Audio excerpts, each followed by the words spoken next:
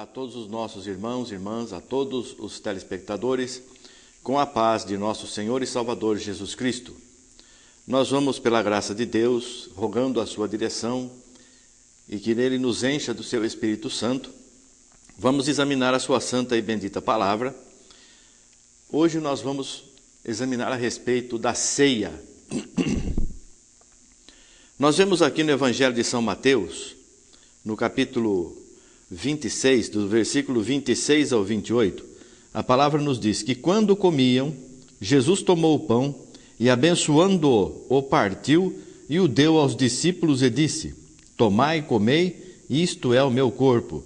E tomando o cálice, dando graças, deu-lhe-o dizendo: Bebei dele todos, porque isto é o meu sangue, o sangue do Novo Testamento, que é derramado por muitos para a remissão dos pecados. Amém. Nós vemos aqui que quando na noite que o Senhor foi traído, ele havia reunido os apóstolos e estava comemorando a ceia que havia sido instituída por Deus através de Moisés. E ali, terminado aquele ritual, ele passou a realizar um novo ritual, que os apóstolos, os discípulos não estavam acostumados. Ele pegou o pão, deu graças, partiu e disse que era o corpo dele. Depois ele pegou o cálice, deu graças e distribuiu, dizendo que era o sangue dele, que seria derramado para a salvação de muitos. Às vezes nós começamos a querer achar algumas coisas na palavra de Deus para trazer novidades para as pessoas, mas não é assim não. Como foi no passado, tem que ser também, como foi no princípio da igreja, tem que ser agora também no fim, quando estamos vendo aí que estão se encerrando todas as coisas. No livro de Coríntios, 1 Coríntios, capítulo 11, no versículo 25 em diante, a palavra diz assim: Semelhantemente também, depois de cear, tomou o cálice, dizendo: Esse cálice é o Novo Testamento no meu sangue. Fazei isso todas as vezes que beberdes em memória de mim. Mas aqui nós vemos aqui que ele tomou o cálice, deu graça e bebei dele todos. Tem muita gente que fica pensando que tem que ser um cálice com o mosto, porque nós não podemos ter fermento, tem que ser tirado todo o fermento na realização da ceia. O pão não deve ter fermento, é o pão asmo ou pão ázimo, sem fermentos. E também a bebida, não pode ser o vinho, que o vinho é uma bebida fermentada. Tem que ser o mosto, a uva espremida poucas horas antes de ser servida, para representar o sangue do Cordeiro de Deus. Se o corpo de Cristo não tem pecado e o fermento representa pecado, o sangue de Cristo muito menos deve ser fermentado ou com pecado, porque o Senhor Jesus é puro e esta representação tem que ser perfeita. Tem que ser pão sem fermento, porque Cristo foi sacrificado sem pecado, e o mosto, que é o suco da uva, antes da fermentação, espreme a uva, subtrai o suco e serve-se o suco de uva pura, da uva. É o mosto, que não está fermentado. Este é o cumprimento da palavra de Deus, porque não tem lógica a pessoa, sabendo que o fermento representa pecado, servir uma bebida que tenha sido fermentada, ou uma bebida licorosa, né? Uma bebida como se fosse um licor.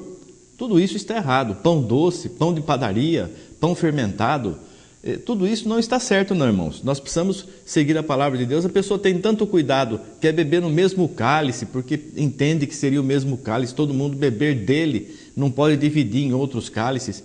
O que é santificado é santificado. Se tomamos o cálice e damos graças, já está santificado, abençoado, aquilo já é o sangue de Cristo. Nós vamos dividir em pequenos cálices e cada um vai tomar, esperar uns pelos outros e tomar a sua ceia. Da mesma forma o pão representa o corpo de Cristo. Então, como vemos? Nós vemos o pão abençoado e partido em vários pedaços. Então não tem necessidade de nós comermos todos ou bebermos todos do mesmo cálice. Veja ainda aqui em 1 Coríntios, capítulo 11. Portanto, qualquer que comer este pão ou beber o cálice do Senhor indignamente, será culpado do corpo e do sangue do Senhor. aquele que comer e beber indignamente. O que é isso? Não for digno deste sacrifício do corpo e do sangue do Senhor. Ali está o pão e o mosto. Na verdade é pão e mosto, mas depois da oração, esse pão e esse mosto passaram a representar o corpo e o sangue de Cristo. Representar. Então ali, se alguém participa deste pão e deste mosto indignamente, é culpado do corpo e do sangue do Senhor. É como se estivesse lá naquele dia em que ele foi condenado e a pessoa estivesse lá dizendo: crucifica-o, crucifica-o. Mas nós não queremos isso. Nós queremos participar dignamente, porque aquele que come e bebe dignamente tem vida em si mesmo. Por isso é muito importante participar da ceia. A palavra nos diz que aquele que come e bebe tem vida em si mesmo. Aquele que não come e não bebe não tem vida em si mesmo. É uma coisa lógica, uma consequência da palavra de Deus. E muitos irmãos, muitos servos e servas do Senhor deixam passar esse dia. Eu não vou tomar a ceia hoje não, vou deixar para outra ocasião. Muitas igrejas fazem a ceia uma vez por ano, outras fazem uma vez por mês, outras uma vez por semana, outras todo dia. Cada um tem sua fé. Na instituição, nós vemos em Êxodo capítulo 13, o versículo 7 em diante, diz assim: 7 dias se comerão pães asmos, e o levedado não se verá contigo, nem ainda fermento será visto em todos os teus termos. Então, nem fermento e nem o que for levedado. O levedado quer dizer o que for fermentado. Então, o mosto não pode ser fermentado. E naquele mesmo dia farás a saber a teu filho, dizendo: isto é pelo que o Senhor me tem feito, quando eu saí do Egito. E te será por sinal sobre tua mão e por lembrança entre teus olhos, para que a lei do Senhor esteja em tua boca. Porquanto com mão forte o Senhor te tirou do Egito. Portanto, tu guardarás este estatuto a seu tempo, de ano em ano. Então nós entendemos, como em Êxodo capítulo 13, do versículo 7 ao versículo 10. Na instituição da Páscoa, ela foi mandada fazer uma vez por ano, a seu tempo, de ano em ano, naquele mesmo mês que eles haviam saído do Egito, que era o mês de Abib, que é o primeiro mês do calendário judaico. Então, nós vemos aqui que o Senhor Jesus, terminada a Páscoa, ele mandou preparar a Páscoa, em seguida ele instituiu a ceia. Este é o novo testamento firmado no meu sangue. Todas as vezes que comerdes este pão e beberdes este cálice, anunciais a morte do Senhor até que venha. Portanto, qualquer que comer este pão ou beber o cálice do Senhor indignamente será culpado do corpo e do sangue do Senhor. Examine-se, pois, o homem a si mesmo, e assim coma deste pão e beba deste cálice. Porque o que come e bebe indignamente, come e bebe para sua própria condenação, não discernindo o corpo do Senhor. Por isso que existem muitos enfermos e doentes e muitos que já morreram no meio de vós. Isso falando aos coríntios, e nós vemos o exemplo que foi dado aos coríntios, e nós não queremos que aconteça no nosso meio. Então o irmão ou a irmã se reconcilie com aquele que ofendeu, perdoe as pessoas que te ofenderam, tenha paz com Deus em teu coração, tenha paz com os irmãos em tua vida, e assim participe, porque aquele que não participa está negando Jesus, está se afastando de Jesus. Eu não quero, é como se estivesse dizendo assim: eu não quero saber de Jesus. Eu quero ser salvo, eu amo Jesus, mas eu não vou participar do corpo e do sangue do meu Salvador. Como pode ser uma coisa dessa? Uma pessoa querer servir a Deus, querer ter vida em si mesmo e não aceitar participar do corpo e do sangue do Senhor. Nós precisamos meditar bem, irmãos. Vamos fazer a ceia. Nós fazemos na nossa congregação, na igreja do Senhor Jesus Cristo, fazemos de ano em ano. Não é proibido fazer 2 ou 3 vezes, ou quantas vezes for no ano, desde que seja pela direção do Espírito Santo, desde que não se transforme em uma coisa costumeira. Essa semana eu não vou participar, participa semana que vem. Semana que vem talvez não dê, eu vou participar essa. Fica uma coisa assim, não fica santificado este ato, fica um ato costumeiro, uma coisa carnal, e nós não podemos deixar acontecer isso. Nós não podemos deixar acontecer. Isso é um conselho que o Senhor manda dar a todos os que estão nos ouvindo neste dia. Não deixe que a ceia, que representa a morte do Senhor, que representa um sacrifício puro e santo, onde nós vamos receber a vida eterna, comendo este corpo do Senhor e bebendo o sangue dele. Não deixe que isso se torne uma coisa comum, uma coisa costumeira. Não torne tu comum o que Deus santificou. E Ele santificou ao seu Filho Jesus, e aquele pão e aquele mosto são santificados. Então nós precisamos tomar muito cuidado ao participar da ceia, estarmos sempre vivendo, sempre em oração e sempre em comunhão com Deus e com os irmãos, sempre fazendo a vontade do Senhor, porque senão a mão de Deus virá sobre ti e você vai participar pensando que vai ser abençoado e a mão de Deus vem para te castigar, porque muitas vezes você tem participado indignamente. Terminada a ceia, no Evangelho de São João, nós vemos aqui relatado, no capítulo 13, do versículo 3 em diante, que terminada a ceia, Jesus, sabendo que o Pai tinha depositado nas suas mãos todas as coisas e que havia saído de Deus e ia para Deus, levantou-se da ceia, já havia terminado a ceia. O lava-pés não é feito antes da ceia. Terminada a ceia, terminou a ceia. Por que não é feito antes? Porque não é um lava-pés material somente. A pessoa chegou na casa com os pés sujos, o recepcionista vai lá e lava os pés nas talhas preparadas para lavar o pé.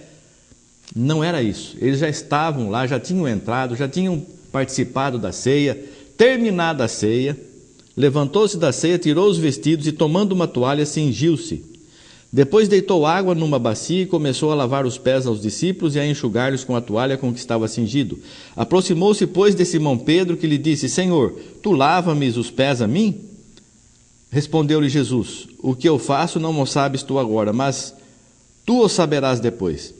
E Pedro falou uma coisa muito importante, porque muita gente considera o lava-pés como um ato de humildade do Senhor, uma coisa do passado, era uma coisa que se fazia costumeiramente, mas veja o que Pedro disse: nunca me lavarás os pés.